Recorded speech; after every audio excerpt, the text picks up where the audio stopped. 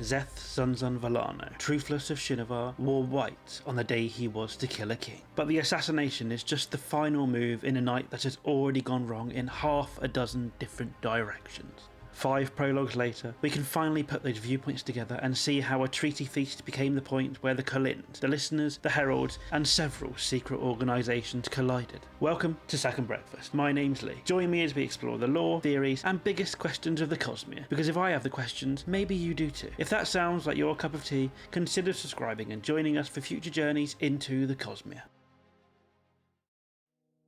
Gavilar's feast is difficult to reconstruct because each prologue follows a different person through a different part of the same night. The clearest place to start is the treaty that brought the listeners to Kholinar. Alethkar and the listeners are formalising a new relationship after Gavilar and Dalinar discovered them beyond the Shattered Plains. The terms are generous enough that they make Eshonai, one of the listeners, suspicious. Alethkar could overwhelm their people militarily, so she cannot understand why Gavilar is offering so much. Other observers reach for a simpler explanation and assume the king wants the listeners' shards. Everybody can see that Gavilar wants something from the listeners, but almost nobody knows what it is. Inside the Kholin family, the feast has already turned ugly. Navani has spent the night keeping Gavilar's expanding celebration functioning, only for their final private argument to turn vicious. Gavilar attacks Navani directly, using the insecurity he knows will hurt her the most. He attacks her claim to scholarship, and tells her history will remember her in the shadow of greater people. Navani leaves furious enough to burn a glyph board, asking the Almighty for Gavilar's death. And Gavilar handles Dalinar just as deliberately. Dalinar starts the evening sober, and questions what Gavilar really intends to do with the listeners. Gavilar responds by invoking Evi and the Rift, using the grief and control that still control his brother to push him back toward alcohol. He even sends Tyrim after him to make sure that the alcohol reaches him. It doesn't take long before Dalinar has slipped back into a drunken stupor. Elsewhere, on her way through the palace, Jasnah notices something impossible. Her shadow is pointing toward the light. It happens again in the corridor, where the shadows around her begin to move and take shape. Moments later, the palace dissolves around her and she falls into Shadesmar. Here, she encounters Ivory, the Inksbren who will become her radiant partner as an Elsecaller. Jasnah returns to the feast without understanding what has just happened to her. She has just been drawn into the beginnings of the Radiant Return, on the same night that at least one of the heralds in the palace is still trying to stop it. Jasnah continues to a private meeting with Liss, an assassin that she has retained. She decides that Aesudan should be watched, and the conversation reveals that Jasnah has similar arrangements with other assassins, so that she can be warned if someone accepts a new contract against House Kholin. Liss also mentions a Shin servant she sold to a slaver a few weeks earlier. After Liss leaves, Jasnah remembers seeing a Shin man among the listeners and decides to return to the feast to investigate. In hindsight, the connection is obvious, but Jasnah had no idea what it really meant. Leaving the meeting, Jasnah overhears 2 supposed ambassadors whose significance she doesn't understand. Those ambassadors are the Heralds, Nale and Kholin. Nale has secretly led the Skybreakers for millennia. After the Recreants, Ishar convinced him that the return of other Radiant Orders would also bring back the Voidbringers. So Nale spent centuries recruiting some emergent Radiants and killing the rest. And now, one of those very emerging Radiants is standing directly in front of him. Kholin, on the other hand, is hiding under the name Ristaris, leader of the Sons of Honor, the secret society that Gavilar also joined. By the time of the feast, the organisation is trying to bring back the Voidbringers, in the hope that the Herald will return with them and the Vorin authority will rise with them. But the goal of the Sons of Honor has drifted a long way from what Kholin says that he wanted. In Wind and Truth, Gavilar tells Ristaris that he founded the Sons of Honor to recover the ancient oaths and restore the Knight's radiance. Kholak's response focuses on the original purpose. He wanted humanity to recover the honour and qualities that made the Radiants great. Gavilar has turned that idea into a plan to bring back the Voidbringers, reasoning that the enemy's return would also restore the powers that once fought them. Kholin tells him to stop. They cannot afford another return. By then, Gavilar had expanded the society, brought in new recruits, and is already considering pushing Ristaris aside and taking control himself. Together with Gavilar, Amaram has embraced the more extreme goal of unleashing the Voidbringers. So Kholin is watching the organisation he helped begin move beyond the purpose he describes for it, and on the night of the feast he is actively trying to pull Gavilar back. Under the Oathpact, a herald who died returns to Braze. There, the heralds were tortured until one of them finally broke, allowing the enemy to return to Rashar. The weight of repeated torture caused Kholin to abandon the cycle at Aharietiam. Thousands of years later, he is still terrified of being dragged back into it. Kholin and Nale are not the only heralds in Kholinar that night. Shalosh, the Herald of Beauty, is somewhere inside the palace as well. We know this from Ulim, who is an intelligent void spren working with Venli to push the listeners back towards Odium's forms of power. He later tells Venli that he saw Shalosh first and followed her before returning to Kholin and Nale. In Kholinar, Ash's statue is missing from the row of heralds. We later learn that this is because of Ash herself. Ash was once an unparalleled artist, but now she hunts down paintings, statues, and other depictions of herself and destroys them. The Stormlight World Guide says that she understands the symbolic power of imagery and its implications for cognitive shadows, and Brandon has since confirmed that the heralds know other people's perception can sometimes influence them. Her vandalism therefore has a realmatic edge. Every image she destroys is another representation of her divine self that Roshar has spent millennia imagining. She does not want that perception to influence her nature as a cognitive shadow. And indeed, Kholin and Nale are talking about Ash when Jasnah approaches. Kholin worries that she is getting worse, then wonders whether he is deteriorating too. The conversation then turns to another herald. Kholin says that a creature is carrying his lord's blade. He is of course referring to the Herald of Kings, Jezrien, and his honour blade, one of those weapons that the heralds left behind at Aharietiam.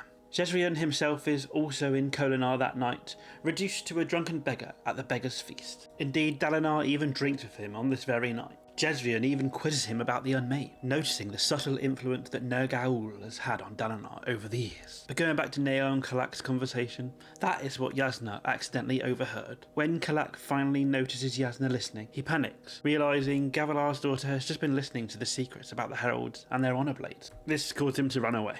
Nale reacts a bit differently. He stops, studies Jasnah, and frowns. And given the centuries he has spent suppressing emerging radiance, that moment carries obvious tension, though we've never had confirmation that he actually sensed something in that moment. But all things considered, the feast gives us an early, concentrated look at what thousands of years have done to the heralds. Kholin has become paranoid and pessimistic. Ash is destroying the images through which Roshar worships her. Jezrien has lost himself to despair and alcohol. And Nale has abandoned compassion for an increasingly literal and merciless version of law. These are the immortals that the Sons of Honor are trying to bring back and that Gavilar is trying to join. Now let's take a look at Gavilar himself.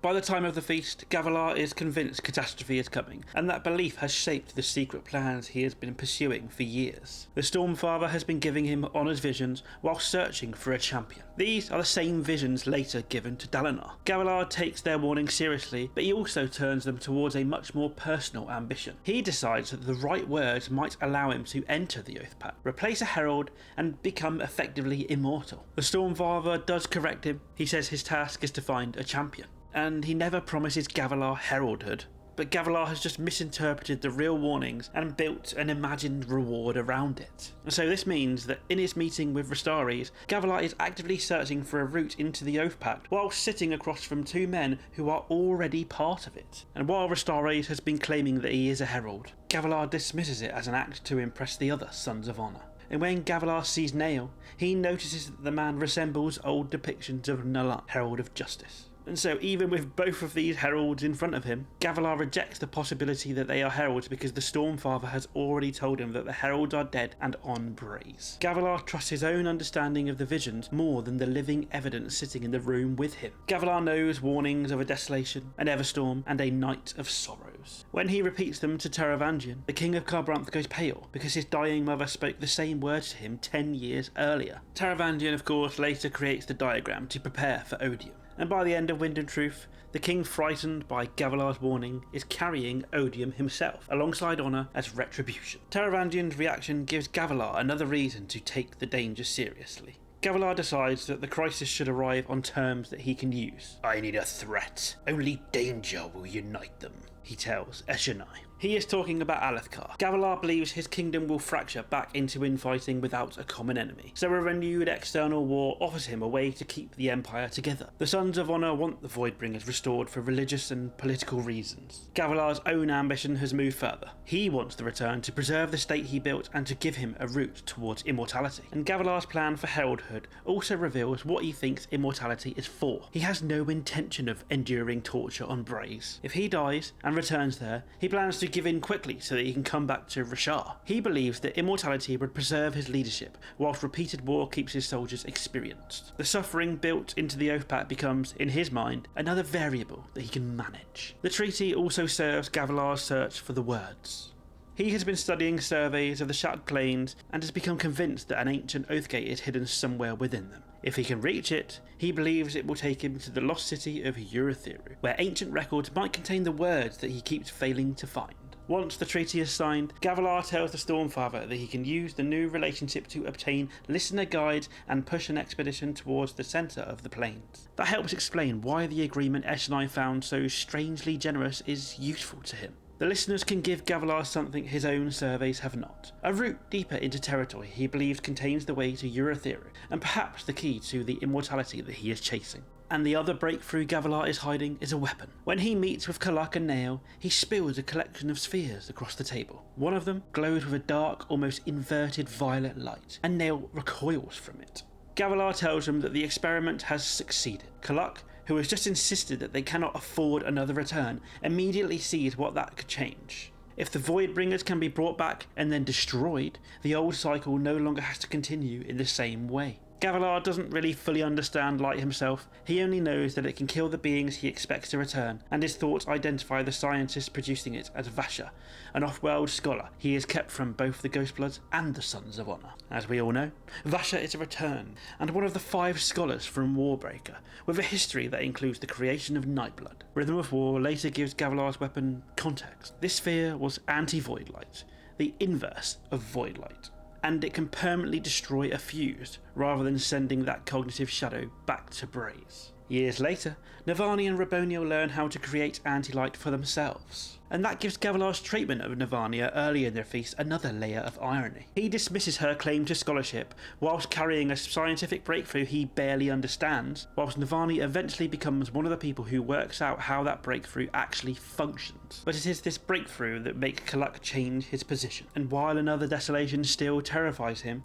Gavilar has shown him a weapon that they did not have in previous desolations, a way to make the enemy's deaths permanent. Amaram shows how quickly that breakthrough becomes part of a larger ambition. He is one of Gavilar's most committed allies inside the Sons of Honor, and that evening he brings several prospective recruits to meet the king. Gavilar quickly tells them that the experiment has succeeded, and that they now have a new way to fight the returning Voidbringers. Amaram, of course, pushes it further. He considers, if they can be killed, can they be controlled? Gavilar approves of Amaram's ideas, and Amaram wants the throne, and Gavilar is considering giving it to him. He has already decided that his son Alethkar does not deserve to inherit Gavilar's kingdom, describing him as the opposite of the legacy he wants to leave behind. In Amaram, Gavilar sees the kind of ambition and vision that he values, and another pressure on that night comes from Thydakar. Earlier in the evening, Thydakar appears through a Sion to collect on a bargain he has already given Gavilar some information of enormous value, and in return Gavilar promised him Restories. Gavilar keeps delaying because he wants Restories' confidence first, and we of course now know that Thydakar is Kelsier, the survivor from Mistborn Era 1 and founder of the Ghostbloods. And so Kelsier leaves an ultimatum: hand Restories over or become his enemy. What Gavilar cannot understand is why Kelsier wants this nervous, apparently unimportant leader of the Sons of Honor so badly. And when he later presses Restories in front of Nale, Kholin finally reveals the secret that he has been hiding. He knows where Ba-Ado-Mishram is imprisoned. Gavilar recognises Mishram as an unmade, but his immediate reaction is confusion over why Thydakar would care. Only after Kholin leaves does Gavilar ask the Stormfather about her. This is when the prologue shows Gavilar learning Mishram's part in the history of the Parchment. The Stormfather tells him that Mishram once gave the Voidbringers forms of power, and that her imprisonment created the Parchment state. Gavilar had already learned weeks earlier that the Parchment were the ancient Voidbringers, but what he learns during the feast is how Mishram was involved in what happened to them. Her imprisonment reverberated through the singers connected to her, stripping their forms and identity and leaving them in a suppressed condition. Gavilar never really goes further than that. The Ghostbloods continue hunting from Mishram's prison years later, but he dies before he learns why Kelsier wants access to Ba-Ado-Mishram at all. The same meeting reveals another overlap between Kholin and Thydakar. Both are interested in Gavilar's transport research. Gavilar has learned to move Voidspren through Shadesmar using gemstones and aluminum boxes, and in private he acknowledges that the Navani's Fabrial work helped him reach this point. Kholin sees that research as the beginning of a possible escape from the Risharan system, whilst Gavilar knows Thydakar also wants a way to move Stormlight and Voidlight over much greater distances. Years later, the Ghostbloods are still pursuing the same basic problem: how to gather Stormlight and transport it from Rishar. Gavilar's ambition seems to know no bounds. It extends far past killing a fused. The World Guide even says that his dangerous research was aimed at gaining the power to kill a god. Indeed, in his study, he picks up a heating fabrial and thinks about the flamespren trapped inside it. Looking at the increasingly hostile Stormfather, he wonders whether a fabrial like this could trap the Stormfather as well. By this point, Gavilar is treating almost every supernatural obstacle as something that can be solved or controlled. He treats the visions as a code to decipher, and the Oathpact as a route to immortality. His transport experiments make Investiture something he can move, whilst Anti-Light gives him a way to kill enemies who were supposed to return forever. Now let's take a look at the listeners on this evening. For the listeners, Gavilar's many plans collapse into one threat. He intends to bring back the gods that their ancestors fled. The fused are ancient Singer cognitive shadows who return by taking living Singer bodies. The listeners descend from the Singers, who rejected those gods and the forms of power associated with them. That very decision shaped the culture that they built. Venli later explains that they call themselves the Listeners because of the songs that they heard. After their ancestors rejected Ba-Ado-Mishram and accepted that they would lose access to most of their forms, they committed their history and knowledge to song, so that their descendants would not forget why that sacrifice had been made. And the songs carried a very specific warning. The fused were terrible gods, and their return had to be prevented. So when Gavilar tells Eshonai that he intends to restore those gods, he is threatening to undo one of the central choices her people have made for generations, teaching themselves to remember. Eshonai arrives in Kholinar already uneasy about the treaty, and then the city gives her a much more immediate lesson in what losing Singer freedom can look like. She discovers that the rhythmless parchment are Singers being owned and used as property through human society. Soon afterwards, Gavilar shows her a sphere of Voidlight, and this is where he tells her he intends to restore the listeners' gods. Gavilar expects the revelation to demonstrate power and possibility, but what Eshonai hears is a human king, already strong enough to conquer her people, promising to bring back the beings her ancestors escaped. The generous treaty suddenly sits beside a threat that is far larger than land, trade or shards, so she takes the warning to the Five, and all five, including Eshonai, vote to have Gavilar killed. From the Five's perspective, killing Gavilar is an attempt to stop the fused before they return. But inside the listener delegation, Venli is already helping that return happen. Whilst Eshonai is trying to stop Gavilar from restoring the old gods, her sister has been working with Ulim, that intelligent Voidspren we mentioned earlier, to bring more Voidspren from Braze. Venli has been working with Axindweth. Axindweth was Venli and Ulim's link to additional Voidspren. During the feast, Venli is sent into the palace to collect the cache of gemstones Axindweth was supposed to leave for them. They were supposed to have more Voidspren trapped inside. Instead, she finds a message saying Axindweth had been exposed and has fled. There weren't any gemstones, and the immediate plan failed. It is at this point that Venli is caught by the palace guards, but Nale comes and arrives with the legal authority to take custody of her, and that Voidspren Ulim is terrified to see Nale, and Nale's reaction explains why. He recognises the Voidspren by name, makes it clear that they are enemies, and tells Ulim that he survives only because Nale cannot destroy Spren. Nale is not accepting Ulim's presence. He is confronting an enemy he believes he has no way to kill, and what unsettles him even more is that Ulim should not be on Rishar at all.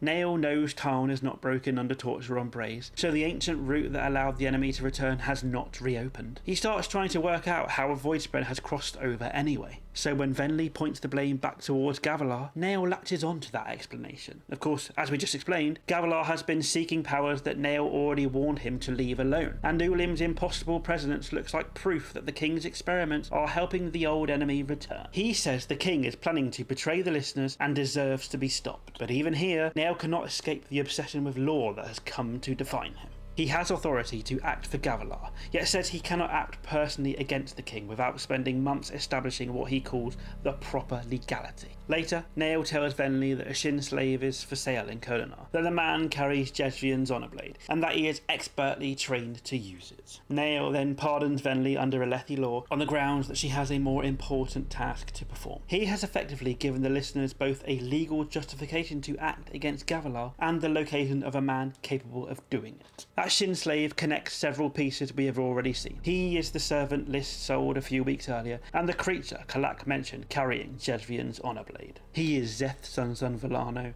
Truthless of Shinovar. By possessing Jezrien's honor blade gives him access to surge binding, the very powers he will use in his assassination. Going back to Ulim, he immediately sees another consequence. A human listener war could create exactly the fear and desperation he needs to make the listeners more willing to accept forms of power. And so by the time Eshonai brings Gavilar's threat to the Five, the listeners already possess the means to act on it. Clade has Szeth, Eshonai and the Five decide the king must die. Nale has helped put the assassin within reach, but the choice to use him belongs to the listener's leadership. Szeth is ordered to wear white according to listener tradition. He is also told to kill Gavilar whilst being seen. The attack is therefore meant to be unmistakable. Szeth is sent into the palace visibly, and the listeners know there will be consequences. And while much of the listener delegation withdraws during the attack, after Gavilar is dead, 3 members of the Five surrender and claim responsibility. Yasna realises their surrender is covering the escape of the larger listener group. These 3 are later executed. Their decision succeeds in the narrowest possible sense. Gavilar is dead, but everything they fear continued without him. Nale intervenes because he believes Gavilar's work risks another desolation.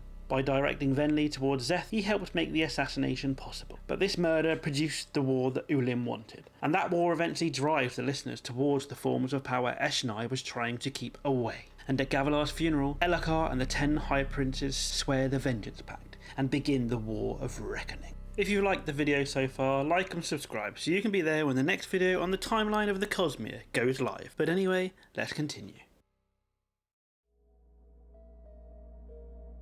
Gavilar's final minutes force him to confront how much of the night he has misunderstood. But before Szeth reaches him, the Stormfather suddenly cries out that a Herald has died. Gavilar catches the contradiction immediately. The Stormfather has spent years telling him that the Heralds are already dead and on brace, so Gavilar asks the question he dismissed earlier. Is Restares actually a Herald? The Stormfather answers yes, once again providing further irony. Gavilar is actively trying to become a herald, whilst refusing to believe one of the men he has been manipulating already is one. Elsewhere on that night, Shallan kills her mother, Shanarak, sending Shanna back to Braze. Shanna quickly breaks on Braze, whilst Tarn remains unbroken. Back in Kholinar, Gavilar has no time to process what the Stormfather has just told him. The door to his room slams open and Sadeas rushes in with a warning. An assassin is cutting through the palace. Sadeas puts on Gavilar's robes as a decoy, whilst Tiarim helps the real king get into Shardplate. Szeth sees past this decoy.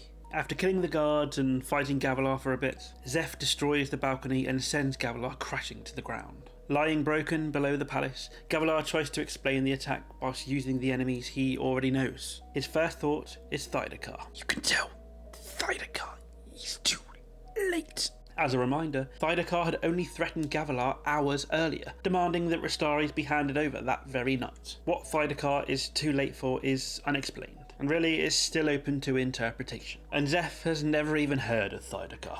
But he does tell Gavilar who did order the killing, the listeners. Gavilar can't make any sense of it. He has spent years chasing the Oathpact and preparing for the coming desolation. That night alone he has bargained with Kelsier, learned why Ba-Ado-Mishram matters to Kholin, handled anti-light and sat across from the real Heralds. The motive that kills him is the one he created himself when he told Eshonai he intended to restore her gods. And so with Szeth standing over him, he pulls out the strange sphere he has been carrying and thinks first of his son, but decides Alethkar could not handle the weapon. He needs a warrior, and that leaves Dalinar. Gavilar holds the sphere towards the Stormfather and asks him to take it, keep it away from an unnamed they, and pass on one final instruction. Dalinar must find the most important words a man can say. Rhythm of War later confirms that the sphere Szeth takes is Gavilar's anti-Voidlight sample, produced through Vasher's work years before Navani and Raboniel work out anti-light for themselves. It is separate from the ordinary Voidlight sphere Gavilar showed Eshonai, and this sphere was only part of a large larger collection. Navani saw Gavilar with several spheres and gemstones with several colours and brightnesses,